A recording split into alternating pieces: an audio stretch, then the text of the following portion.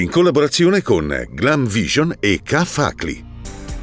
Abbattimento Orsa JJ4, la provincia consegna i documenti al TAR. Fugatti, ogni giorno è importante per ridurre i rischi, ma può già azzerarli catturandola. Un orsetto di 2 mesi è stato trovato in Val d'Algone. Viene nutrito utilizzando la tecnica del camuffamento e, per la prima volta, non si lavora per rimetterlo in libertà. La reintroduzione dovrebbe avvenire in poco tempo, ma questa volta non è stato possibile. Diversi lutti in Trentino. Si è spento Camillo Nardelli, volto storico dell'attivismo in Trentino. A Ravina Romagnano si piange Armando Versini.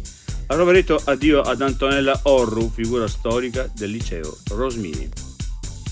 A 5 anni dal terribile incendio che devastò la stalla e uccise oltre 80 vacche, rinasce la Josie Farm.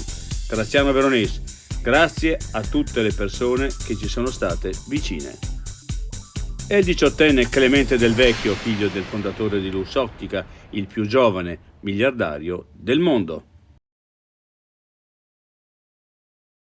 I difetti visivi sono tanti: miopia, astigmatismo, ipermetropia. Il pregio è correggerli con occhiali davvero glam. Con Glam Vision puoi prenotare l'analisi gratuita della vista e poi sfoggiare i tuoi nuovi occhiali che possiamo creare per te. Scopri di più su glamvision.it.